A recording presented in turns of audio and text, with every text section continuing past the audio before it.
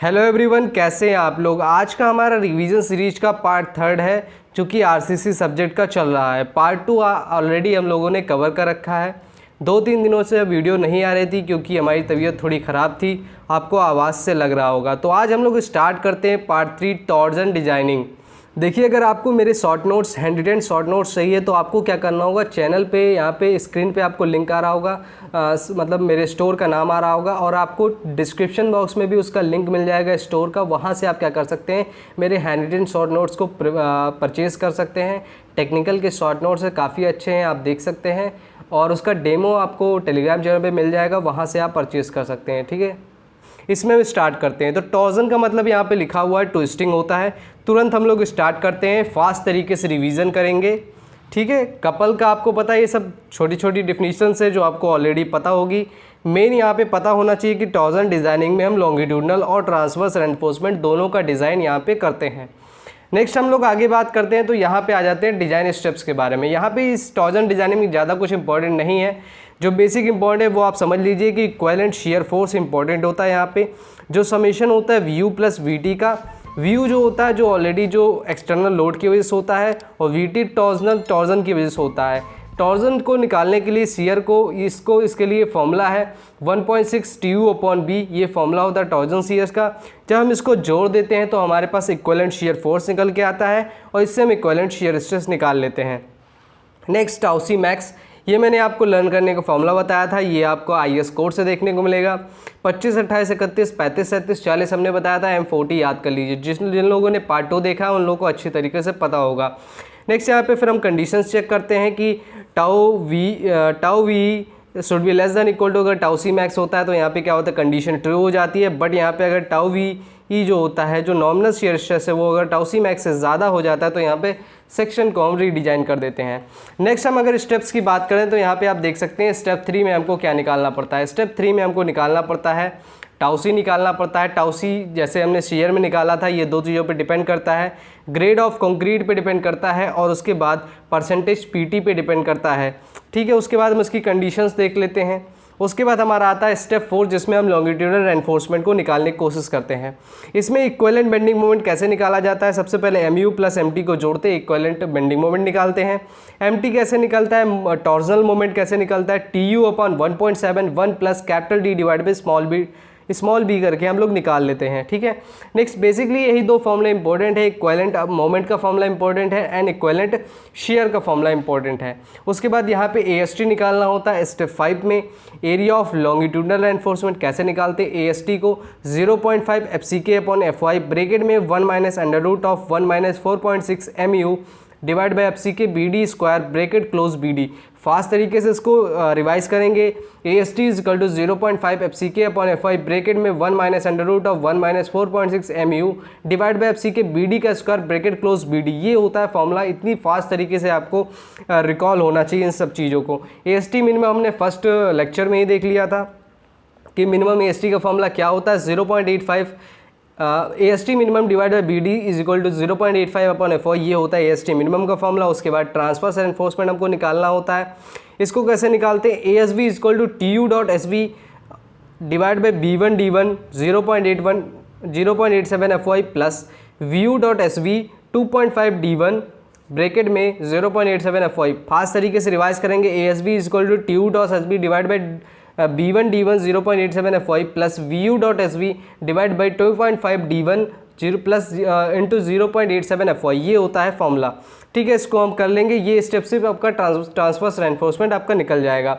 उसके बाद हमारे पास स्पेसिंग निकालने का फॉर्मूला होता है। 7th में स्पेसिंग आपको यहाँ पे निकालना होगा। मैक्सिमम स्पेसिंग क्या होगी, तो x1 दूसरा कंडीशन है x1 plus y1 divide by 4, तीसरा कंडीशन है 300। इन सबको हम क्या करते हैं, इन सबके मिनिमम वैल्यूज़ को लेने की कोशिश करते हैं। अब x1 y1 क्या है, यहाँ पे देख लीजिए। x1 जो होता है, जो हमारी स्ट्रेप्स होती है, उसका x डायरेक्शन में सेंटर स्पेसिंग ले लेते हैं, उसको क्या कह देते हैं, या डिस्टेंस ले लो सेंटर से कह देते हैं x1, और y डायरेक्शन में अगर ले लोगे तो y1 हो जाएगा। ये हमारा होता है टॉर्जन डिजाइनिंग कंप्लीट हो जाता है। 2-3 फॉर्मूले से इंपॉर्टेंट है, एक AST का फॉर्मूला जो कि यूनिवर्सल फॉर्मूला है, दूसरा फॉर्मूला हमारा टॉर्जनल मोमेंट का हो जाएगा और तीसरा टॉर्जनल शियर का हो जाएगा। बस इतना फॉर्मूला इसमें इंपॉर्टेंट होता है। नेक्स्ट हम लोग अगले चैप्टर की बात करते हैं, तो यहाँ पे हम लोग स्लैब, उसके बाद कॉलम पे हम लोग रिवाइज करने पे चलेंगे। ठीक है, थोड़ा फास्टली रिवाइज करेंगे क्योंकि रिवीजन वीडियो है, ज़्यादा टाइम नहीं लेने वाले हैं। आ जाती है हमारी स्लैब डिज़ाइनिंग। स्लैब डिज़ाइनिंग जो कि LSM से हम लोग सीखने वाले हैं, ठीक है। स्लैब आपका 2 डायमेंशनल एलिमेंट होता है, लोडिंग W किलोन्यूटन पर मीटर स्क्वायर की यहाँ पे आती है, ठीक है। उसके बाद यहाँ पे आप देख सकते हैं बेसिक पॉइंट्स को इग्नोर करने पे हम सीधे मेन पॉइंट्स की तरफ डिस्कस करते हैं। स्लैब जैसे आपको पता है यहाँ पे LY/LX रेशियो से हम इसको क्लासीफाई करते हैं। LY क्या होता है, लॉन्गर स्पैन होता है, LX हमारा शॉर्टर स्पैन होता है। उसके बाद हम मेन पॉइंट यहाँ पे देखते हैं कि कन्वीनियंस के लिए हम क्या करते हैं, जो हम स्लैब की डिज़ाइनिंग 1 मीटर स्ट्रप के लिए करते हैं, ठीक है। ये आपको, क्योंकि ये PYQ क्वेश्चन, ये मैंने इंपॉर्टेंट पॉइंट आपको कवर कर दिया यहाँ पे।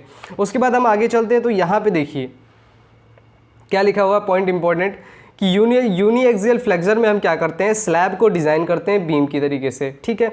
ये आपको पता चल गया। उसके बाद देखिए स्लैब में क्या होता है, कोई कंप्रेशन और शियर एनफोर्समेंट का डिज़ाइनिंग हम लोग नहीं करते, मतलब कोई प्रोवाइड ही नहीं करते तो डिज़ाइन क्यों करेंगे, प्रोवाइड ही नहीं करते हैं। मेन बार में क्या होता है, मेन बार कहाँ प्रोवाइड करते हैं, शॉर्टर स्पैन में। क्यों करते हैं, क्योंकि फ्लेक्सर को हमें रेसिस्ट करना होता है, मतलब उसका टॉपिक देखिए कहाँ प्रोवाइड करते हो, क्यों करते हैं, बस इतना ही हम लोग देखते हैं। डिस्ट्रीब्यूशन बार में क्या होता है, लॉन्गिट्यूड लॉन्गर स्पैन में प्रोवाइड करते हैं। क्यों करते हैं, लोड को रेसिस्ट करना हो, श्रिंकेज को रेसिस्ट करना हो, या फिर टेम्परेचर क्रैक्स को से बचाना हो, तो हम लोग डिस्ट्रीब्यूशन बार को लॉन्गर स्पैन में प्रोवाइड करते हैं। नेक्स्ट हम लोग देखते हैं टाइप ऑफ स्लैब्स के बारे में। वन वे स्लैब्स क्या होता है, जो LY/LX का रेशियो जो होता है वो अगर ग्रेटर देन 2 होता है तो उसे हम क्या करते हैं, वन वे स्लैब कहते हैं। अगर LY/LX का रेशियो लेस देन और इक्वल टू 2 होता है तो वो 2 वे स्लैब हो जाता है। नेक्स्ट यहाँ पे देखिए वन वे स्लैब के बारे में हम लोग जानते हैं। वन वे स्लैब क्या होता है, जो 2 अपोजिट वॉल्स पे क्या होती है, सपोर्टेड होती है। और यहाँ पे एक चीज़ और समझ में आनी चाहिए कि 2 अपोजिट वॉल पे सपोर्टेड है, इसका मतलब ये है कि लोड जो ट्रांसफ़र होगा वो भी 2 सपोर्टिंग वॉल पे ही होगा। इसमें क्या होता है, जो स्लैब बेंड होती है एक ही डायरेक्शन में आपकी बेंड होती है, 2 डायरेक्शन में नहीं होती, ओनली 1 डायरेक्शन में बेंड होती है। किस डायरेक्शन में, जो शॉर्टर स्पैन होगा उसी की डायरेक्शन में बेंड होगी। क्योंकि आपको पता है कि जो वन वे स्लैब होती है उसमें मेन स्टील जो होता है वो शॉर्टर डायरेक्शन में ही प्रोवाइड करते हैं, और यहाँ पे जो डिस्ट्रीब्यूशन बार होती है वो लॉन्गर साइड में प्रोवाइड करती है। ये इंपॉर्टेंट पॉइंट्स हैं जो कि पूछे जाते हैं एग्जाम में, आपके स्टेटमेंट वाइज क्वेश्चन में ये सब जो पॉइंट्स है पूछे जाएंगे। 50% यहाँ पे क्या होता है, शॉर्टर साइड बार यहाँ पे प्रोवाइड की जाती है। लेस इकोनॉमिकल क्यों होता है वन वे स्लैब, क्योंकि यहाँ पे थिकनेस थोड़ी सी ज़्यादा होती है। एग्जाम्पल हम कैंटिलीवर स्लैब के रूप में देते हैं। IAS कोडल प्रोविजन थोड़ा सा हम लेट में आएंगे, पहले थोड़ा आगे हम लोग डिस्कस करते हैं। देखिए यहाँ पे एकदम एग्जैक्ट सब चीज़ें लिखी हुई हैं, कुछ भी छूटा नहीं, एकदम अपडेटेड नोट्स हैं। जो कुछ एक्स्ट्रा पॉइंट है वो मैंने अलग से यहाँ पे स्टेपल करके भी रखा हुआ है, मतलब नोट्स जो हैं आपके बहुत ज़्यादा यहाँ पे क्या है, अपडेटेड नोट्स हैं। यहाँ पे आगे चलते हैं तो यहाँ पे ये देख लीजिए ये वन वे स्लैब का क्या है, डिज़ाइन प्रोसीजर आप यहाँ पे देख सकते हैं। ये LY हो गया, मीन्स लॉन्गर स्पैन, ये LX स्पैन हो गया। ये L इफेक्टिव हो जाता है जब आप सेंटर टू सेंटर डिस्टेंस ले लेते हैं तो L इफेक्टिव हो जाता है। ये LX हो गया, ये क्लियर स्पैन हो गया, ठीक है। यहाँ से आप देख सकते हैं। उसके बाद हम यहाँ जाते हैं, यहाँ पे इफेक्टिव डेप्थ की बात कर लेते हैं कि इफेक्टिव डेप्थ क्या होता है वो आप देख लीजिए। इफेक्टिव डेप्थ क्या होता है, बेसिकली आपका कैपिटल D जो होता है ओवरऑल डेप्थ होता है, उसमें small d plus effective cover जुड़ा होता है। तो इफेक्टिव कवर क्या हो जाएगा, पहली बात क्लियर स्पैन। इफेक्टिव कवर की अगर मैं बात करूंगा तो clear span plus dia divide by 2 कर देंगे तो इफेक्टिव कवर आपको देखने को मिल जाएगा। इफेक्टिव कवर का मतलब होता है ये वाला, सेंटर से हम रेनफोर्समेंट के सेंटर से लेते हैं। पहली बात ये क्लियर कवर हमने जोड़ दिया, प्लस हमने डाया पूरा डाया नहीं लेना, हाफ डाया लेता, तो clear cover plus dia divide by 2 करेंगे तो इफेक्टिव कवर हो जाएगा, ठीक है। ये है इफेक्टिव डेप्थ, आपको पता होना चाहिए। सेंटर तक लेते हैं तो इफेक्टिव डेप्थ आपको देखने को मिल जाती है। उसके बाद हम लोग बात करते हैं डिफ्लेक्शन क्राइटेरिया की। डिफ्लेक्शन कैसे देखते हैं, यहाँ पे स्पैन बाय डेप्थ रेशियो से हम लोग डिफ्लेक्शन को यहाँ पे कंट्रोल करने की कोशिश करते हैं, ठीक है। और यहाँ पे समझिए जो स्पैन होता है वो शॉर्टर स्पैन होता है, ये बहुत ज़्यादा इंपॉर्टेंट है, ये पूछा जा चुका है कि यहाँ पे जो स्पैन बाय डेप्थ लेते हैं उसमें स्पैन जो होता है वो शॉर्टर स्पैन को लेते हैं, ठीक है। बीम और वन वे स्लैब में या तो बीम में बात कर लो या वन वे स्लैब की बात कर लो। वैसे वन वे स्लैब को हम बीम के जैसे ही डिज़ाइन करते हैं। अप टू 10 मीटर स्लैब, क्या कर रहा हूँ, अप टू 10 मीटर स्पैन के लिए हम क्या करते हैं, जो डिफ्लेक्शन का क्राइटेरिया है स्पैन बाय डेप्थ रेशियो वो अलग अलग क्या होता है, बीम और स्लैब्स के लिए अलग अलग लिया जाता है। जैसे बात करो तो कैंटिलीवर में 7 लिया जाता है L/D रेशियो, SSB के लिए 20 लिया जाता है, कंटिन्यूअस के लिए 26, 7 2026 कैंटिलीवर एसएसबी कंटिन्यूअस। देखिए इसमें सेकंड कंडीशन आ जाती है जब स्पैन आपका 10 मीटर से ज़्यादा होता है। तो 10 मीटर से अगर ज़्यादा हो जाता है तो ऊपर वाली वैल्यूज़ में हम क्या कर देते हैं, 10 डिवाइड बाई स्पैन का मल्टीप्लाई कर देते हैं। सिर्फ कैंटिलीवर बीम और कैंटिलीवर स्लैब को छोड़ना होता है, ठीक है, ये आपको पता होना चाहिए। नेक्स्ट हम लोग आगे बात करते हैं। तो आगे हमारा स्टेप 3 आ जाता है कि इफेक्टिव स्पैन आपको निकालना है। इफेक्टिव स्पैन कैसे निकालते हैं वो समझ लीजिए। अगर एसएसबी बीम है, कौन सी है, सिंपली सपोर्टेड बीम है, उस केस में एल इफेक्टिव निकालने का तरीका है L node plus effective depth कर दीजिए, या L node plus B1/2 plus B2/2, ये आपको करना। इन सभी का हम क्या लेते हैं, मिनिमम लेते हैं। क्यों हमने इस तरह याद किया, किसी में मिनिमम लेना होता है, किसी का मैक्सिमम लेना होता है। तो स्पैन आपको कम से कम चाहिए होता है, ज़्यादा स्पैन होगा ज़्यादा डिफ्लेक्शन होगा, इसलिए कम से कम स्पैन, इसका मतलब मिनिमम वैल्यू लेना पड़ेगा। तो बस L node plus effective depth कर दीजिए, या L node plus B1/2 plus B2/2 में सपोर्ट का आधा विड्थ और इधर सपोर्ट का आधा विड्थ, इन दोनों को जोड़ लेंगे और जो भी मिनिमम वैल्यू आएगी वो एल इफेक्टिव होगी किस केस में, एसएसबी बीम में।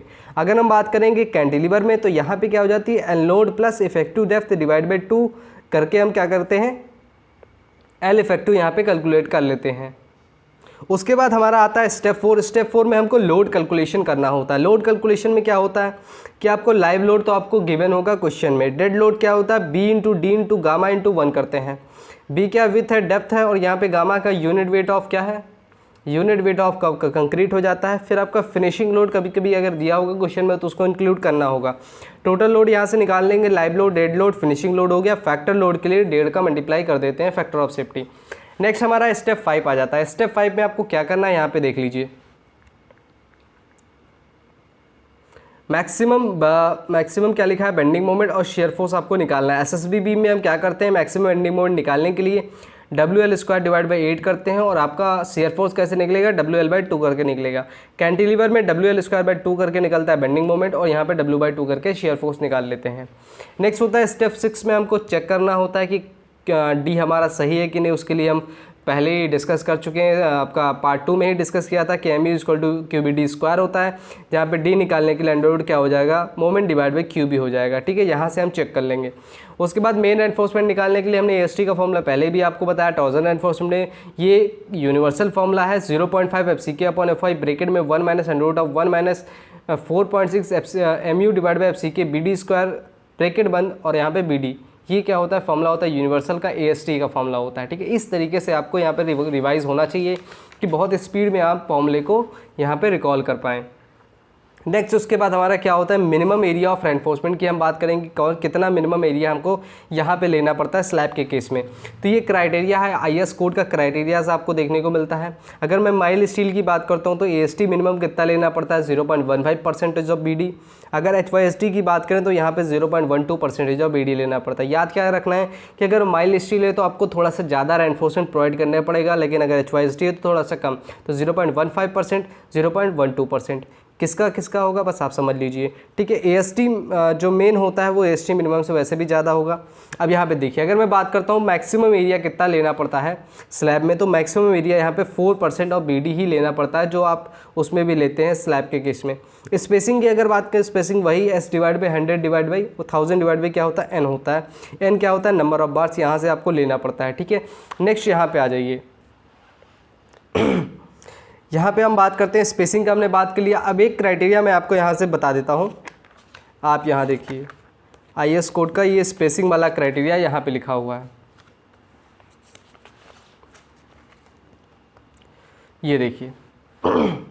स्पेसिंग का क्राइटेरिया क्या है कि मेन रेनफोर्समेंट में अगर स्पेसिंग प्रोवाइड करनी है तो वहाँ पे 3D या फिर 300 mm जो भी इसमें से मिनिमम होगा वो हम प्रोवाइड करेंगे। डिस्ट्रीब्यूशन बार के केस में क्या होता है, मैक्सिमम जो रेनफोर्समेंट होता है वो 5D या फिर 300 mm जो भी इसमें से मिनिमम होता है वो हम प्रोवाइड करते हैं। यहाँ पर कुछ और एडिशनल पॉइंट्स लिखा हुआ है जो आप समझ सकते हैं। यहाँ पर लिखा हुआ है कि minimum dia of the main bar should not be less than 10 mm, means जो मिनिमम डाया होगा मेन बार का वो 10 mm से कम नहीं होना चाहिए। कब, जब हम माइल स्टील का बार यूज़ कर रहे हैं। अगर HYSD का बार हम लोग यूज़ करते हैं तो उस केस में 8 mm से कम नहीं होना चाहिए मेन बार का डाया। अगर आप डिस्ट्रीब्यूशन बार यूज़ करते हैं तो उस केस में 6 mm से बार से कम नहीं होना चाहिए आपका क्या, बार का डाया, डिस्ट्रीब्यूशन बार का डाया 6 mm से कम नहीं होना चाहिए। मतलब माइल स्टील यूज़ करते हैं तो मिनिमम मेन बार का डाया कितना 10 mm से कम नहीं होना चाहिए। अगर HYSD यूज़ करते हैं तो मेन बार का मिनिमम डाया 8 mm से कम नहीं होना चाहिए। अगर डिस्ट्रीब्यूशन बार यूज़ करते हैं तो मिनिमम जो डाया होना चाहिए वो 6 mm से कम नहीं होना चाहिए। उसके बाद यहाँ पे कुछ इंपॉर्टेंट पॉइंट्स यहाँ पे आपको देखने को मिल जाते हैं। पूरा एकदम अपडेटेड है, जो भी कुछ चीज़ें छूटी हुई है वो हमने क्या किया, स्टेपल करके यहाँ पे रख दिया है, ठीक है, या अटैच कर दिया है इसमें। देखिए, minimum reinforcement is less than slab has compare to beam. जो स्लैब में जो रेनफोर्समेंट होती है मिनिमम, वो कम होती है has compare to beam. Beam में आपने कितना याद किया था, 0.34% of BD, 0.20% of BD, 0.17% of BD, लेकिन यहाँ पे कितना है, 0.15 है या 0.12 है। तो ये एज इट इज़ लाइन पूछ ली जाती है कि जो स्लैब में मिनिमम रेनफोर्समेंट होता है वो कम होता है एज़ कम्पेयर टू बीम। या बीम में बात करें तो बीम में जो मिनिमम रेनफोर्समेंट हम लोग प्रोवाइड करते हैं, क्यों प्रोवाइड करते हैं, डक्टिलिटी को मेंटेन करने के लिए। बट अगर हम बात करते हैं स्लैब में क्यों प्रोवाइड करते हैं, स्लैब में श्रिंकेज और टेम्परेचर क्रैक्स को रोकने के लिए हम प्रोवाइड करते हैं मिनिमम रेनफोर्समेंट।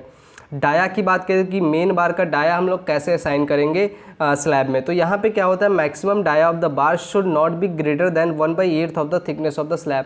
मीन्स जो थिकनेस ऑफ द स्लैब है उसका 1/8 पार्ट, वो मैक्सिमम, वो जो डाया होना चाहिए बार का उससे ज़्यादा नहीं होना चाहिए। किससे ज़्यादा, जो थिकनेस होगी स्लैब की उसका 1/8 पार्ट निकालोगे, जितना आएगा वैल्यू वो क्या होगा, डायमीटर होगा मेन बार का। उसके बाद दूसरी चीज़ यहाँ पे एक और रिकमेंडेशन आपको देखने को मिलेगी, ये वाली। ये क्या है कि minimum horizontal distance between longitudinal bar. Means अगर आपके ऐसे कुछ बार्स आपको दे रखी हैं, यहाँ पे एक ये बार हो गई, ये बार हो गई, ठीक है। यहाँ पे अगर मैं बात करता हूँ हॉरिजेंटल डिस्टेंस कितनी होनी चाहिए बीच में, तो ये आप देख सकते हैं, this value should not be less then, मतलब ये जो वैल्यू है इससे कम नहीं होनी चाहिए। किससे कम नहीं होनी चाहिए, larger dia of the bar या फिर 5 mm greater than the size of the aggregate. जो भी इसमें से ज़्यादा होगा उससे ज़्यादा नहीं होना चाहिए। Means larger dia of the bar और 5 mm greater than the size of the aggregate, जो भी इसमें से ज़्यादा होगा उससे कम नहीं होना चाहिए मिनिमम हॉरिजेंटल डिस्टेंस। अगर मैं मिनिमम वर्टिकल डिस्टेंस की बात करता हूँ लॉन्गिट्यूडनल बार्स के बीच में, तो वो क्या होना चाहिए कि larger dia of the bar और 2/3 times the nominal size of the aggregate, जो भी इसमें से ज़्यादा होगा उससे कम नहीं होना चाहिए। ये आपको यहाँ से पता होना चाहिए, ठीक है। एक और इम्पॉर्टेंट क्राइटेरिया यहाँ पे देखने को मिलता है, ये आप देख सकते हैं कि कवर के केस में, कवर के केस में क्या होता है, at the end of the reinforcement बार, मतलब ये देख सकते हैं, ये आपका क्या है, स्लैब है। स्लैब में यहाँ पे रेनफोर्समेंट लगी हुई है। रेनफोर्समेंट के साइड में जो हम कवर छोड़ते हैं, यहाँ पे कितना गैप छूटा होना चाहिए उसकी बात कर रहे हैं लॉन्गिट्यूडनल डायरेक्शन में। तो यहाँ पे 2 times dia of the main bar या फिर 25 mm, जो भी इसमें से क्या होगा ज़्यादा होगा वो हम लेंगे। अगर हम बात करेंगे यहाँ पे वर्टिकल डायरेक्शन में कितना कवर छोटा होना चाहिए, वो होना चाहिए मेन बार का डाया या फिर 15 mm, जो भी इसमें से ज़्यादा होगा वो आपको लिया जाएगा। मीन्स 2 टाइम्स बार डाया और 25 mm लिया जाएगा लॉन्गिट्यूडनल डायरेक्शन में, और वर्टिकल डायरेक्शन में 5 mm या फिर 15 mm, जो भी इसमें से ज़्यादा होगा वो ले लेंगे, ठीक है।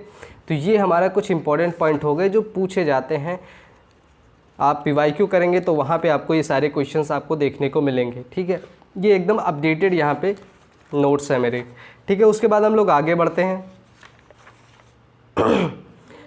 ठीक है। तो ये सारी चीज़ें हो गई, यहाँ पे हम लोग स्पेसिंग की बात कर लिए। उसके बाद हम लोग चेक बॉक्स द सीयर, जो इसके डिज़ाइन के स्टेप्स में हम लोग 11th पार्ट पे करते हैं, चेक करते हैं सीयर्स के लिए।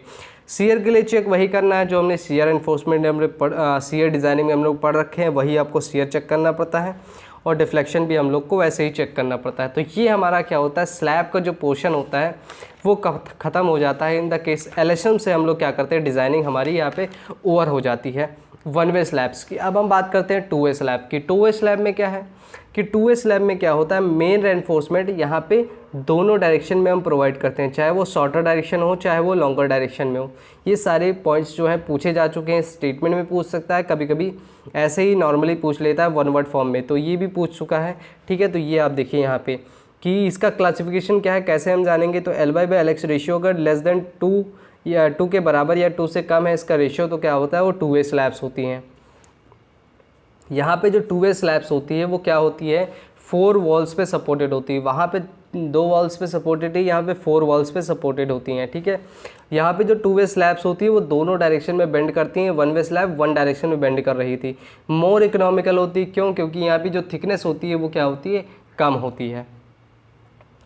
नेक्स्ट हम लोग बात करते हैं, तो ये सारी चीज़ें हमने बात कर ली। डिज़ाइनिंग के स्टेप्स आ जाते हैं। फर्स्ट स्टेप में हमको चेक करना होगा कौन सा 2 वे स्लैब है कि नहीं है। उसके बाद फिर हम डेप्थ ऑफ स्लैब निकालेंगे। डेप्थ ऑफ स्लैब निकालने के लिए L/D रेशियो हम लोग यूज़ करते हैं। यहाँ पे एक चीज़ समझिए कि जहाँ भी आपको L/D रेशियो होगा उसमें L जो होगा वो हमेशा शॉर्टर डिस्टेंस, शॉर्टर स्पैन ही हम कंसिडर करना पड़ता है। यहाँ पे क्राइटेरिया क्या दे रखा है 2 वे स्लैब में कि L/D ratio for a 2 way slab having span up to 3.5 metre, मतलब स्पैन अप टू 3.5 मीटर तक होना चाहिए और मैक्सिमम जो लाइव लोड होना चाहिए वो 3 किलोन्यूटन पर mm² होना चाहिए। ठीक है, ये एक चीज़ और याद रखना कि जो 2 वे स्लैब होता है वो L/, ओवरऑल डेप्थ आपको लेना पड़ता है। बट 1 वे स्लैब में हम क्या करते हैं, स्मॉल l मतलब shorter span divide by effective depth लेते हैं, और 2 वे स्लैब में हम लोग ओवरऑल डेप्थ लेते हैं। इसका क्राइटेरिया क्या है, L/D रेशियो का क्राइटेरिया यहाँ पे आप देख सकते हैं। L/D रेशियो का क्राइटेरिया ये देखिए कि एंड कंडीशन क्या है, L/D रेशियो दे रहा है 250 ग्रेड के लिए और 415 ग्रेड के लिए, SSB बीम और कंटिन्यूअस बीम। क्योंकि जो कैंटिलीवर जो बीम है, कैंटिलीवर बीम, वो चाहे 1 वे हो चाहे 2 वे हो, सब केस में क्या होता है 7 आपको देखने को मिलता है। तो SSB बीम में 35-40 आपको याद कैसे रखना है कि SSB बीम में 35-40 250 के लिए होता है। HYSD में अगर हम जाएंगे तो इसका 80% ले लेंगे, 35 का 80% 28 और 40 का 80% 32 हो जाता है। तो ये L/D रेशियो हो जाता है किसमें, 2 वे स्लैब में। अगर मैं बात करता हूँ कैंटिलीवर बीम या स्लैब में, तो किसी भी कंडीशन हो, चाहे 1 वे स्लैब हो चाहे 2 वे स्लैब हो, हमेशा वैल्यूज़ क्या होंगी 7 ही देखने को मिलेंगी। अगर स्पैन आपका क्या होता है 3.5 मीटर से ज़्यादा एक्सीड कर जाता है, तब L/D रेशियो हम कितना ले लेते हैं, 25 ले लेते हैं। ये 2 वे स्लैब की क्राइटेरिया है। ये जो कंडीशन हमने बताई ये अप टू 3.5 मीटर स्पैन के लिए वैलिड है। अगर 3.5 मीटर से स्पैन ज़्यादा हो जाता है तो कितना, 25 हो जाता है। नेक्स्ट हम लोग बात करते हैं आगे। यहाँ पे क्या लिखा हुआ है, L इफेक्टिव हम लोग निकालना होगा। अगर SSB बी में कैसे L लोड प्लस D करते हैं, L load plus B1/2 plus B2/2, जो भी इसमें से मिनिमम होगा वो L इफेक्टिव निकल आएगा। अगर बात करें कैंटिलीवर है तो क्या करेंगे, L load plus effective depth divide by 2 करके हम निकाल लेते हैं कैंटिलीवर बीम के केस में, या फिर स्लैब है। फिर लोड कैलकुलेशन कर लेंगे, जो भी आपका टोटल लोड, वही सेम क्राइटेरिया है कि टोटल लोड आपको डेड लोड, लाइव लोड, फिर फिनिशिंग लोड लेना पड़ेगा। वैसे ये इंपॉर्टेंट है नहीं। यहाँ पे मोमेंट, जो बेंडिंग मोमेंट का फॉर्मूला है, ये थोड़ा सा इंपॉर्टेंट हो जाता है IS कोड के बेसिस पे कि अगर x डायरेक्शन में हमको निकालना होगा तो alpha x plus mu plus LX का स्क्वायर, y के डायरेक्शन में निकालना होगा मोमेंट तो अल्फ़ा y WU और LX का स्क्वायर। हमेशा याद रखना LX ही दोनों डायरेक्शन में लिया जाए, क्योंकि शॉर्टर स्पैन ही हम लोग कंसिडर करते हैं मोमेंट निकालने में। ठीक है, उसके बाद हमको क्या करना होगा, डेप्थ को चेक करना होगा। आप चेक कर लीजिए, हमने बताया था QBD स्क्वायर से हम लोग चेक करेंगे। उसके बाद मेन स्टील निकाल लेंगे, एक ही फॉर्मूला है, यूनिवर्सल फॉर्मूला यही लगाएंगे। ये हमारा डिज़ाइनिंग यहाँ पे 7-8 स्टेप्स पूरे जाते हैं। उसके बाद चेक फॉर द शियर कर देंगे। ये हमारा क्या 2 वे डिज़ाइन का यहाँ पे क्लियर हो जाता है। यहाँ पे एक पॉइंट लिखा हुआ है कि if 2 way slab unsafe in share, अगर 2 वे स्लैब जो है वो शेयर में अनसेफ है तो उस केस में क्या करते हैं, हम थिकनेस ऑफ द स्लैब को इंक्रीज़ करके शेयर में उसको क्या बना लेते हैं, सेफ़ बना लेते हैं। तो यहाँ पे क्या है कि हमारा जो 1 वे स्लैब और 2 वे स्लैब के जितनी भी रिकमेंडेशंस थी और डिज़ाइनिंग जो स्टेप्स थे वो हम लोग देख लिए। अब हम लोग आगे बात करते हैं। तो आगे यहाँ पे क्या होता है कि हमारा पॉइंट आ जाता है कॉलम डिज़ाइनिंग में। ठीक है, क्योंकि स्लैब डिज़ाइनिंग हमारी यहाँ ओवर हो चुकी है। अब हम लोग कॉलम डिज़ाइनिंग के बारे में बात करेंगे। कॉलम डिज़ाइनिंग सबसे पहले आपको पता होगा कंप्रेशन मेंबर यहाँ पे देखने को मिलता है। कंप्रेशन मेंबर क्या होता है वो आप यहाँ पे देख सकते हैं। कंप्रेशन मेंबर वो होता है जिस पे एक्सियल लोड आपको देखने को मिलता है। ठीक है, ये क्या होता है, इनका ओरिएंटेशन वर्टिकल होता है। इनको हम क्या कहते हैं, कॉलम्स कहते हैं। ठीक है, नेक्स्ट क्लासिफिकेशन ऑफ कॉलम्स आ जाता है। इसमें क्या करना है, किसके बेसिस पे, यहाँ पे सिलेंडरनेस रेशियो के बेसिस पे हमने क्लासीफाई करके रखा है। पहला यहाँ पे सिलेंडरनेस रेशियो क्या होता है वो समझ लीजिए। सिलेंडरनेस रेशियो होता है L effective divide by R minimum. R minimum क्या होता है, रेडियस ऑफ गायरेशन होता है। इसको कैसे निकालते हैं, under root I minimum divide by A होता है। I क्या होता है, moment of inertia, area, A क्या है, एरिया हो जाएगा। यूनिट आप अगर R मिनिमम की बात करें तो mm या फिर मीटर आपको देखने को मिल जाती है। सिलेंडरनेस रेशियो का मतलब क्या होता है कि इसका मतलब ये होता है कौन सा मेंबर कितना ज़्यादा सिलेंडर आपको देखने को मिलेगा। जैसे ये देखिए, अगर मैं बात करूँ कि ये कितना पतला मेंबर है। ठीक है, सिलेंडरनेस का मतलब है यहाँ पे थिन या फिर लॉन्ग से रिलेटेड है। जैसे यहाँ पे देखिए ये क्या है, मेंबर लॉन्ग है, मतलब पतला है और लंबा मेंबर है। भाई यहाँ पे देखिए छोटा मेंबर है, मोटा मेंबर। तो यहाँ पे अगर सिलेंडरनेस रेशियो की बात करेंगे तो एक जो सिलेंडर रेशियो वो ज़्यादा होगा हैज़ कम्पेयर टू बी। ठीक है, मीन्स जितनी ज़्यादा लेंथ होगी, जो जितना ज़्यादा पतला मेंबर होगा वो ज़्यादा सिलेंडर मेंबर आपको कहलाया जाएगा।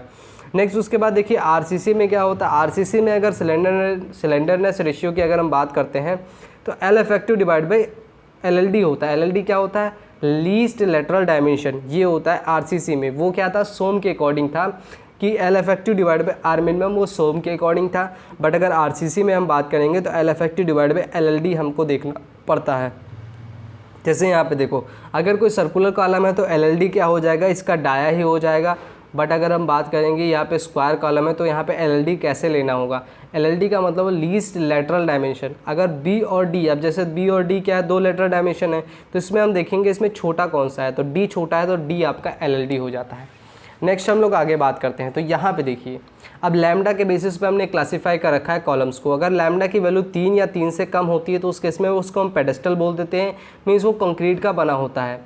बट अगर हम बात करते हैं कि लैम्डा की वैल्यू अगर 3 से ज़्यादा है तो उस केस में क्या हो जाता है, वो कॉलम हो जाता है। 3 से कितना ज़्यादा है, तो 3 से अगर 12 के बीच में होता है तो उसे शॉर्ट कॉलम कह देते हैं। और ये जो शॉर्ट कॉलम होता है वो क्रशिंग में फेल होता है।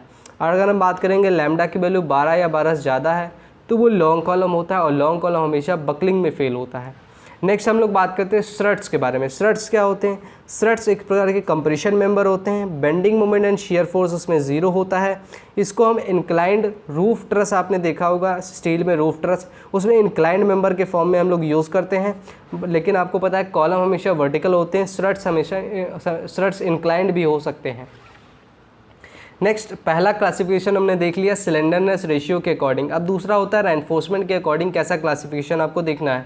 तो यहाँ पे क्लासिफिकेशन देखिए, पहला होता है लेटरल टाइज कॉलम्स, जो रेक्टेंगुलर और स्क्वायर दोनों हो सकते हैं।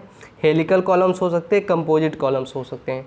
अब ये देखिए, ये क्या है, लेटरल टाइज है, मीन्स जो इसमें जो टाइज लगे हैं, ट्रांसवर्स रेनफोर्समेंट लगे हैं, वो लेटरली लगे हैं। ठीक है, यहाँ पे हेलिकल्स लगे हुए हैं, और ये क्या है, कंपोजिट कॉलम्स आपको देखने को मिल जाएंगे। नेक्स्ट होता है थर्ड टाइप का, जो लोडिंग के अकॉर्डिंग हम लोग क्लासीफाई करके रखा है। पहला आ जाता है, पहला इस पे आप देख सकते हैं एक्सियली लोडेड कॉलम। यहाँ पे तीसरा क्लासिफिकेशन आ जाता है on the basis of loading. Loading में क्या है कि पहला एक्सियली लोडेड कॉलम आ जाता है, दूसरा होता है axially loaded with uniaxial loading, तीसरा axially loaded with biaxial loading, चौथा होता है कॉन्सेंट्रिकली आपका लोडेड कॉलम। ये सारी चीज़ें, ये 4 टाइप्स होते हैं लोडिंग के बेसिस पे। नेक्स्ट हम लोग बात करते हैं, तो यहाँ पे आप देख सकते हैं ये कंडीशन आ जाती है। यहाँ पे आप देख सकते हैं सारे फिगर्स यहाँ पे एग्जैक्ट लिखे हुए हैं। ठीक है, नेक्स्ट हम लोग बात करते हैं इफेक्टिव लेंथ्स की। इफेक्टिव लेंथ की हम लोग कैसे यहाँ पे रिगार्डिंग बात करेंगे, तो यहाँ इफेक्टिव लेंथ क्या होता है, जो भी पॉइंट ऑफ कॉन्टैक्ट फ्लेक्चर आपने सोम में पढ़ा होगा या फिर पॉइंट ऑफ जीरो मोमेंट, इसके बीच में जो डिस्टेंस होती है उसे हम क्या कह देते हैं, इफेक्टिव लेंथ कह देते हैं। ठीक है, उसके बाद हम लोग यहाँ बात करते हैं, ठीक है, इफेक्टिव लेंथ ये बोल देते हैं, या फिर हम बोल सकते हैं it is the length of the column that effectively participate in किसमें, बकलिंग में, या ऐसी लेंथ जो बकलिंग में पार्टिसिपेट कर रहे हो उसे हम क्या कह देंगे, इफेक्टिव लेंथ कह देंगे। अब यहाँ पे कुछ यहाँ पे कंडीशंस है जो आपको पता होनी चाहिए, क्योंकि ये रिवीजन वीडियो आप लोग ऑलरेडी पढ़ रखा होगा, सिर्फ रिवीजन करना है आपको। जैसे ये देखिए, अगर दोनों एंड क्या है आपके हेल्ड इन पोजीशन है दोनों एंड, और यहाँ पे किसी भी प्रकार का रेसिस्टेंस नहीं लगा हुआ है, मीन्स ये पॉइंट भी रोटेट हो सकता है, ये पॉइंट भी रोटेट हो सकता है, तो उस केस में जो थ्योरेटिकल वैल्यू होगी एल इफेक्टिव की 1 हो जाएगी, और जो इफेक्टिव लेंथ होगी वो भी 1 हो जाएगी। ठीक है, अगर क्या होगा, एक एंड क्या है तो हेल्ड इन पोजीशन है, दूसरा भी एंड क्या है, हेल्ड इन पोजीशन है, बट एक तरफ से हमने रोटेशन अलाउ किया, दूसरे से रोटेशन अलाउ नहीं किया, तो वैल्यूज़ क्या हो जाएगी, थोड़ी सी कम हो जाएगी, 0.7 टाइम्स सेल हो जाएगी और 0.8 टाइम्स सेल हो जाएगी। नेक्स्ट हम लोग बात करते हैं, जब दोनों साइड से क्या हो रहा है, दोनों एंड से हमने रिस्ट्रेंड कर रखा है, रोटेशन अलाउ नहीं किया, तो उसके इसमें 0.5 0.65 हो जाती है। अगर एक साइड हमारा क्या है, हेल्ड इन पोजीशन ही नहीं है, मतलब पोजीशन नहीं फिक्स है, पोजीशन चेंज हो सकती है, दूसरे साइड फिक्स है, एक साइड रोटेशन अलाउड नहीं है, एक साइड अलाउड है, मतलब दोनों साइड अलाउड नहीं है, एक साइड जो एंड है वो फिक्स है और एक साइड फिक्स नहीं है, तो उस केस में 1 और 1.2 L हो जाती है। बट क्या होता है, एक साइड आपका क्या है, हेल्ड इन पोजीशन नहीं है, रोटेशन भी अलाउड है, दूसरे side held in position, rotation allowed नहीं है, तो इस केस में क्या हो जाएगा, थ्योरेटिकल वैल्यू तो कुछ नहीं होती, बट यहाँ पे हम बात करेंगे इफेक्टिव लेंथ क्या हो जाता है, 1.5 L हो जाता है। अब यहाँ पे देखिए, यहाँ पे क्या वैल्यूज़ है कि यहाँ पे हेल्ड इन पोजीशन तो नहीं है, लेकिन रोटेशन हमने अलाउ नहीं कर रखा। यहाँ पे क्या रोटेशन अलाउ है और हेल्ड इन पोजीशन है, तो यहाँ पे 2 और 2 वैल्यू हो जाती है। यहाँ पे देखिए हेल्ड इन पोजीशन नहीं है, रोटेशन भी अलाउ है, यहाँ पे क्या हेल्ड इन पोजीशन और रोटेशन अलाउ नहीं है, तो उस केस में 2 और 2 वैल्यूज़ हो जाती है। तो इफेक्टिव लेंथ आपको क्या करना पड़ेगा, एज इट इज़ आपको इस चीज़ों को याद कर लेना पड़ेगा, क्योंकि ये बहुत पूछे जाते हैं, मोस्ट इंपॉर्टेंट यहाँ पे ये देखने को मिलते हैं। नेक्स्ट हम लोग आगे डिस्कस करते हैं। तो यहाँ पे देखिए एजम्पशंस, इसके एजम्पशंस भी आपके इंपॉर्टेंट हो जाते हैं। कुछ एजम्पशंस आपके बहुत ज़्यादा यहाँ पे इंपॉर्टेंट देखने को मिलेंगे। जैसे मैं बात करता हूँ plane section before bending remains plane after bending, ये तो आपको पता होगा, आपने बी में भी पढ़ रखा होगा। इसका मतलब ये होता है स्ट्रेन डायग्राम जो होगा हमारा लीनियर बनेगा। नेक्स्ट हम बात करते हैं tensile strength of the concrete. ये कंक्रीट का जो टेंसाइल स्ट्रेंथ होता है वो हम नहीं मानते हैं। टेंसाइल स्ट्रेंथ जो होता है पूरे तरीके से स्टील बियर करता है, ये भी हमारा बीम वाला ही जंक्शन यहाँ पे देखने को मिल रहा है। नेक्स्ट ये पॉइंट आपका देखने को मिलेगा कि maximum compressive strain in the column subjected to axial compression, bending और साथ में टेंशन। अगर आपका क्या होगा कि यहाँ पे कंप्रेशन भी आएगा, बेंडिंग भी आएगी और टेंशन भी आएगा, अगर ये तीनों चीज़ यहाँ पे मिलके आ रही हैं कंबाइंड, तो आपकी वैल्यू जो होगी 0.0035 आपको लेना है, ठीक है। बट अगर सिर्फ ओनली क्या आ रहा है, कंप्रेशन आ रहा है, तो उस केस में जो वैल्यू होगी मीन्स यहाँ पे देखिए ओनली अगर कंप्रेशन आता है तो वैल्यू कितनी हो जाती है, 0.002 हो जाती है। कंप्रेशन, बेंडिंग और टेंशन अगर ले लेंगे तो 0.0035 हो जाएगी। बट अगर सिर्फ कंप्रेशन ले लेंगे तो वहाँ पे 0.002 हो जाती है। बट यहाँ पे देखिए अगर हम कंप्रेशन और बेंडिंग ले, टेंशन को ना ले, तो वहाँ पे 0.0035 में से कुछ वैल्यू कम हो जाती है। कितनी कम हो जाती है, 0.75 ECL क्या हो जाती है, कम हो जाती है। अब ECL क्या है, लोवेस्ट कंप्रेसिव स्ट्रेन होता है, ठीक है। तो ये चीज़ें हैं। उसके बाद हम IS कोडल प्रोविजंस पे जाते हैं। इसके IS कोडल प्रोविजंस की बात करें तो यहाँ पे एक्सिली लोडेड कॉलम्स के हम लोग डिस्कस करते हैं। सबसे पहले यहाँ पे जो लोड आता है वो क्या होता है, ये जो PU है ये क्या है, लोड कैरिंग कैपेसिटी है, ठीक है। लोड कैरिंग कैपेसिटी यहाँ पे आप देख सकते हैं। लोड कैरिंग कैपेसिटी कैसे निकालेंगे, पहली चीज़ लोड कैरिंग कैपेसिटी कंक्रीट के द्वारा कितनी हुई, फिर लोड कैरिंग कैपेसिटी स्टील के द्वारा कितनी हुई। तो कंक्रीट के निकालने के लिए क्या करेंगे, कंक्रीट का stress into area of concrete plus steel का stress into area of steel, ये हम लोग यहाँ पे देखने को मिले। उसके बाद यहाँ पे देखिए अब ये जो टोटली है ये तो ग्रॉस एरिया है, B/D करेंगे ग्रॉस एरिया मिल जाएगा, लेकिन स्टील कैसे निकालेंगे वो समझना होता है। तो स्टील निकालने के लिए हम क्या करेंगे, ग्रॉस एरिया में से हम कंक्रीट का एरिया माइनस कर देंगे तो स्टील का एरिया आ जाएगा।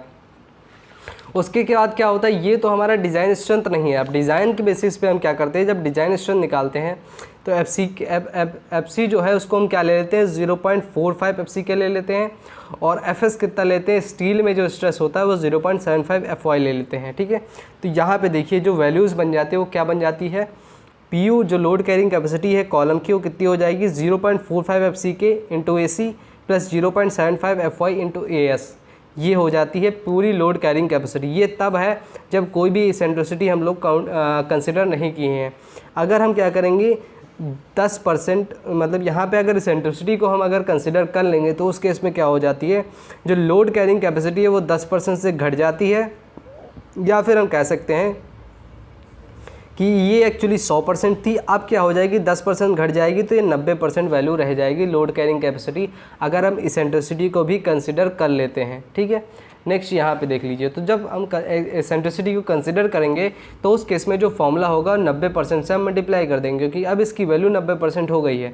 तो तब फॉर्मूला क्या बन जाता है, 0.4 FCK AC plus 0.67 FY AS बन जाता है। अब मिनिमम इसेंट्रिसिटी का फॉर्मूला क्या होता है, ये भी इंपॉर्टेंट है, कई बार पूछा जा चुका है। तो ये कैसा है, इसेंट्रिसिटी मिनिमम क्या होगा, unsupported length divide by 500 plus LLD divide by 30 या फिर 20 mm, जो भी इसमें से क्या होगा मैक्सिमम होगा वो हमारा क्या होगा, मिनिमम इसेंट्रिसिटी हमको कंसिडर करना पड़ेगा। यहाँ पे लिखा है minimum eccentricity should not be less then 20 in any case, किसी भी केस में 20 mm से कम मिनिमम इसेंट्रिसिटी नहीं होनी चाहिए। मिनिमम इसेंट्रिसिटी का एक बार फॉर्मूला फिर से रिवाइज करेंगे क्योंकि पूछा बहुत जाता है, unsupported length divide by 500 plus LLD divide by 30 या फिर 20 mm, जो भी इसमें से क्या होगा मैक्सिमम होगा वो हमको कंसिडर करना पड़ेगा। नेक्स्ट उसके यहाँ पे हमने देख लिया कि एक क्राइटेरिया यहाँ पे देखने को मिलता है कि इसेंट्रिसिटी मिनिमम अगर 0.05 LLD से कम है तो यहाँ पे इसेंट्रिसिटी कंसिडर की जाएगी, बट अगर 0.05 LLD से इसेंट्रिसिटी ज़्यादा हो जाता है तो हम कंसिडर नहीं करेंगे। अगर इसेंट्रिसिटी कंसिडर करते हैं तब जो लोड कैरिंग कैपेसिटी का फॉर्मूला निकलता है वो 0.4 FCK AC प्लस 0.67 FY/AS निकलता है। लेकिन अगर इसेंट्रिसिटी कंसिडर हम नहीं करते हैं तब जो लोड कैरिंग कैपेसिटी का फॉर्मूला होता है 0.45 FCKAC प्लस 0.75 FY/AS होता है। आपको याद करना है, इस फॉर्मूले को याद कर लीजिए, 0.45 FCKAC प्लस 0.75 FY/AS। ये 100% फॉर्मूला होता है जब इसेंट्रिसिटी हम नहीं लेते हैं। लेकिन इसेंट्रिसिटी अगर ले लेते हैं तो इस वैल्यू को आप क्या कर दीजिए, 10% से कम कर दीजिए या इसको 90% से मल्टीप्लाई कर दीजिए। ये वाला फॉर्मूला आपको देखने को मिल जाएगा। ये आपका कंडीशन हो गया। उसके बाद कुछ IS कोडल प्रोविजंस आपको देखने को मिलते हैं IS 456-2000 के अकॉर्डिंग। इसमें क्या होता है कि मिनिमम एरिया कितना लेना पड़ता है कॉलम के अकॉर्डिंग। तो अगर पेडेस्टल है तो उसके इसमें 0.15% ऑफ क्रॉस सेक्शन एरिया लेते हैं। कॉलम्स के केस में मिनिमम एरिया कितना लेते हैं, 0.8% of cross section area of the column लेते हैं। ठीक है, ये हो गया। मैक्सिमम एरिया की अगर हम बात करते हैं तो 6% लेते हैं या फिर 4% लेते हैं। 6% कब लेते हैं, जब हमने कोई भी लैपिंग नहीं कर रखी है। बट अगर हम लैपिंग अगर वहाँ पे इंट्रोड्यूस करते हैं तो उसके इसमें 4% हमको लेना पड़ता है। नेक्स्ट हम लोग आगे बात करते हैं लैपिंग क्या होता है। लैपिंग हमने कल ही लैपिंग के रिगार्डिंग का जो क्राइटेरिया था हमने कल ही डिस्कस किया था, लैपिंग कैसे आपको लेना है। ठीक है, उसके बाद आ जाता है लॉन्गिट्यूडनल एनफोर्समेंट। ये क्या होता है, जो लेंथ के अलॉन्ग पड़ते हैं वो लॉन्गिट्यूडनल एनफोर्समेंट होते हैं, जिसमें जो मिनिमम डाया होता है लॉन्गिट्यूडनल बार का कितना लेना पड़ता है, 12 लेना पड़ता है। अगर इसकी रेंज की अगर कोई पूछ ले क्वेश्चन में तो 12 से लेकर 50 mm आप ले सकते हैं। मिनिमम नंबर ऑफ बार्स कितने होते हैं, अगर रेक्टेंगुलर कॉलम है या फिर स्क्वायर कॉलम है तो उसमें 4 बार्स आपको लगाने होंगे। सर्कुलर कॉलम है या स्पाइरल है तो 6 लगाने होंगे। ऑक्टोगोनल अगर कॉलम है तो उसमें 8 आपको लगाने होते हैं। मिनिमम नॉमिनल कवर कितना होता है वो समझ लीजिए, तो 40 mm या फिर dia of the bar, 40 mm या फिर डाया ऑफ द बार, जो भी इसमें से ज़्यादा होगा उतना हम क्या लेना पड़ेगा, नॉमिनल कवर लेना पड़ता है। उसके बाद यहाँ पे देखने को मिलता है कि कॉलम का जो क्रॉस सेक्शन साइज है वो अगर 200 mm से कम है, समझ रहे हो, जैसे कॉलम है इसका साइज जो 200 mm से अगर कम है तो उस केस में मिनिमम कवर को हम 25 mm ले लेते हैं और मैक्सिमम डाया को 12 mm ले लेते हैं। ठीक है, ये आपको पता होना चाहिए। ठीक है, मैक्सिमम स्पेसिंग किसी भी कारण से 300 mm से ज़्यादा एक्सीड नहीं करनी चाहिए। ये मतलब किसी भी सब्जेक्ट में अगर स्पेसिंग की मतलब किसी भी अगर चैप्टर में स्पेसिंग की बात आती है तो 300 mm से ज़्यादा तो बिल्कुल स्पेसिंग नहीं होनी चाहिए। उसके बाद यहाँ पे आ जाता है ट्रांसवर्स रेनफोर्समेंट, जो हम स्टीरअप के फॉर्म में यहाँ पे प्रोवाइड करते हैं उसके बारे में बात करते हैं। तो यहाँ पे लेटरल टाइज ये जो लगी हुई है लेटरल डायरेक्शन में, उसके बारे में बात करते हैं। तो उसका डाया कैसे निकालना है, तो डाया निकालने के लिए 5 mm डिवाइड बाई 4 होगा या फिर 6 mm, जो भी इसमें से क्या होगा मैक्सिमम होगा वो हम कंसिडर करेंगे। और यहाँ पे जो 5 mm होगा वो मैक्सिमम डाया यहाँ पे लेना पड़ेगा, क्योंकि स्पेसिंग में आप देखिएगा कि 5 mm जो मिनिमम डायमीटर लेना पड़ता है, और जब डायमीटर निकालते हैं लेटरल टाइज का तो मैक्सिमम लेते हैं। स्पेसिंग केस में 5 mm का डायमीटर मिनिमम लेते हैं।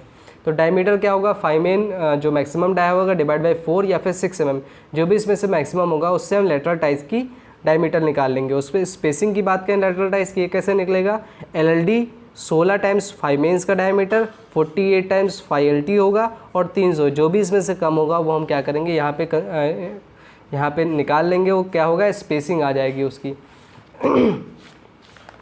नेक्स्ट यहाँ पे आ जाती है हेलिकल जो टाइज होते हैं जो आपके लगाए हैं, ये हेलिकल टाइज, इसकी अगर स्पेसिंग अगर कोई पूछ लेगा तो कैसे निकालना होगा। 2 तरीके से आप टाइज लगा सकते हैं। एक हमने टाइज बात किया लेटरल टाइज आप लगा सकते हैं इस तरीके से लेटरल डायरेक्शन में, एक हेलिकल डायरेक्शन में लगा सकते हैं। तो अगर हेलिकल लगाए हैं तो उस केस में पिच या फिर स्पेसिंग क्या होनी चाहिए वो कैसे निकालेंगे, तो 3 टाइम्स 5H होता है या फिर 25 mm, should be less than equal to P, मतलब spacing less than equal to DC by 6 या फिर 75 mm।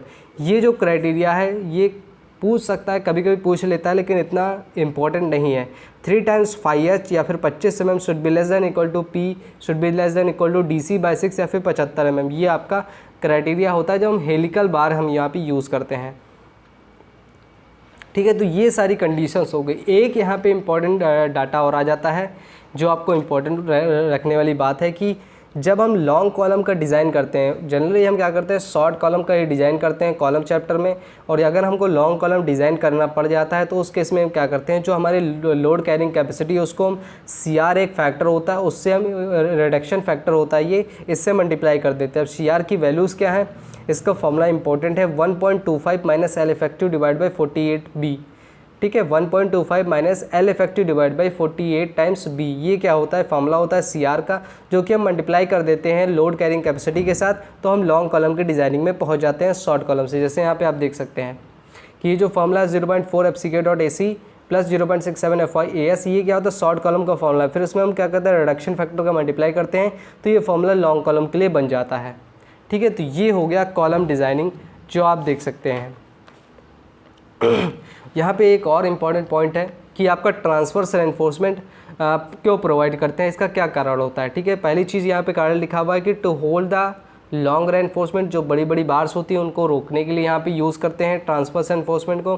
दूसरी चीज़ लॉन्ग कॉलम का बकलिंग ना हो जाए उसके लिए यहाँ पे इंपॉर्टेंट होता है। तीसरी चीज़ कंक्रीट को कन्फाइन करके रखता है, इसके लिए हम यहाँ पे ट्रांसवर्स रेनफोर्समेंट यहाँ पे इंट्रोड्यूस करते हैं। और दूसरी चीज़ क्या है कि शियर और टॉर्जन के अगेंस्ट रेसिस्टेंस प्रोवाइड करने के लिए हम क्या करते हैं ट्रांसवर्स रेनफोर्समेंट यहाँ पे इंक्लूड करते हैं। ये क्राइटेरिया हो गया। ठीक है, तो ये चीज़ ही हो गई, क्या हो गई रेक्टेंगुलर या फिर स्क्वायर कॉलम की डिज़ाइनिंग से रिलेटेड प्रोविजंस और यहाँ पे स्टेप्स हो गए। नेक्स्ट अगर हम बात करेंगे अगर सर्कुलर कॉलम आपको डिज़ाइन करना है तब आपको कैसे करना होगा, तो यहाँ पे सर्कुलर कॉलम के लिए आप देख सकते हैं कि आपको जो भी गिवन कंडीशन होगी, ये सब इतना इंपॉर्टेंट है नहीं हमारे MCQ क्वेश्चंस के लिए। यहाँ पे देखिए जैसे आइडेंटिफाई करना है कॉलम्स को, कॉलम को कैसे आइडेंटिफाई कर देंगे, लॉन्ग कॉलम है कि शॉर्ट कॉलम है, L effective divide by LLD निकालेंगे। अगर वो 12 से कम आ जाता है तो शॉर्ट कॉलम है, तुरंत हमको डिज़ाइन कर लेंगे।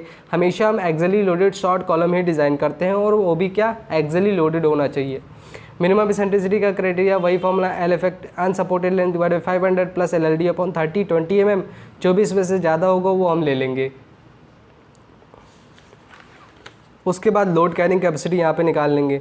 लोड कैरिंग कैपेसिटी में बस इतना सा याद रखना है कि जब हम सर्कुलर कॉलम की डिज़ाइन करते हैं तो यहाँ पे लोड कैरिंग कैपेसिटी को 5% से इंक्रीज़ करने की कोशिश करते हैं।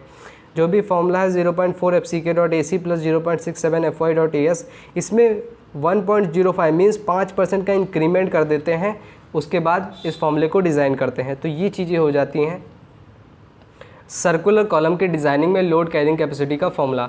उसके बाद सर्कुलर डिज़ाइनिंग में ये आ जाता है कि ट्रांसवर्स रेनफोर्समेंट कैसे निकालेंगे। इसका सिर्फ फॉर्मूला इंपॉर्टेंट हो जाता है, कभी इतना ज़्यादा पूछा नहीं गया है।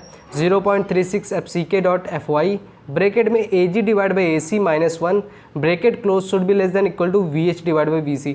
0.36 FCK.FY ब्रैकेट में AG upon AC minus 1 bracket close should be less than equal to VH divide by VC। इतना ज़्यादा इंपॉर्टेंट नहीं है, बस एक बार आप नज़र डाल सकते हैं। तो ये सर्कुलर कॉलम का क्या है डिज़ाइन है। ठीक है, बाकी सर्कुलर कॉलम की स्पेसिंग वही हेलिकल के जैसे ही होगी, 3 टाइम्स 5H या फिर 25 mm should be less than equal to P should be less than equal to DC by 6 या फिर 75 mm। ये आपका क्या होगा स्पेसिंग हो जाता है, मैक्सिमम स्पेसिंग सर्कुलर कॉलम के केस में। यहाँ पे DC क्या है डाई ऑफ द कोर है, 5H क्या है डाई ऑफ द हेलिकल बार है और P जो है डाई ऑफ द पिच है। ये क्या है आपका मैक्सिमम स्पेसिंग आ जाता है सर्कुलर कॉलम के केस में।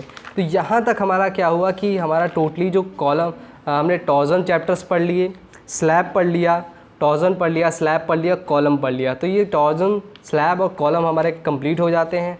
अब हमारा जो नेक्स्ट चैप्टर यहाँ पे आने वाला है वो फुटिंग आएगा। फुटिंग आएगा या फिर हम बात करेंगे फुटिंग के रिगार्डिंग बात करेंगे या फिर हम बात करेंगे अपना WSM से डिज़ाइन के बारे में बात करेंगे। तो ये हमारा 2-3 चैप्टर और बचे हुए हैं। फुटिंग डिज़ाइनिंग बचा हुआ है, WSM से बचा हुआ है, बीम डिज़ाइनिंग। ठीक है, बाकी कुछ छोटे मोटे टॉपिक्स है वो भी हम लोग कवर करेंगे और जो भी IS कोड के प्रोविजंस जो बच जा रहे हैं वो हम अलग से यहाँ पे डिस्कस करेंगे। उसकी अलग एक हमने बना के रखा है, उसको अलग से हम लोग डिस्कस करेंगे। तो यहाँ तक ये वीडियो पार्ट 3 हमारी एंड होती है। नेक्स्ट हम लोग अगले वीडियो में मिलेंगे पार्ट 4 में, जब हम लोग फुटिंग डिज़ाइनिंग बात कर रहे होंगे और WSM से डिज़ाइन बात कर रहे होंगे बीम डिज़ाइनिंग की। ठीक है, तो ये हम लोग बात करेंगे पार्ट 4 में। आई होप आपको वीडियो अच्छी लग रही होगी। जिन लोगों को वीडियो अच्छी लग रही हो प्लीज़ वीडियो को लाइक कर दीजिए, क्योंकि यहाँ पे आपके लाइक से ही यहाँ में मोटिवेशन बना रहता है। और चैनल को सब्सक्राइब कर लीजिए। यहाँ पे जो भी इम्प्रूवमेंट हो इसके रिगार्डिंग वो आप मुझे कमेंट करके बता सकते हैं, आपको क्लास कैसी लग रही है। ठीक है, और ये सारी चीज़ें हम लोग बात कर ली है। अगर आपको शॉर्ट नोट्स चाहिए, मेरे जो हैंड रिटन शॉर्ट नोट्स हैं आपके टेक्निकल सब्जेक्ट के, वो मेरे स्टोर से आपको मिल जाएंगे। उसका लिंक यहाँ पे चैनल के डिस्क्रिप्शन बॉक्स में आपको ऑलरेडी दे दिया गया है, वहाँ से आप ले सकते हैं। ठीक है, और मेरे टेलीग्राम चैनल पर जुड़ जाइए, क्योंकि वहाँ पे क्या होता है रेगुलर अपडेट्स आपको मिलती रहेगी, कब क्लास होगी कब नहीं होगी, ये सारी चीज़ें वहाँ पे आपको पता चल जाती है। ठीक है, तो आई होप वीडियो आपको अच्छी लग रही होगी, तो प्लीज़ वीडियो को लाइक ज़रूर से कर लीजिए। ठीक है, मिलते हैं नेक्स्ट वीडियो में, तब तक के लिए बाय बाय।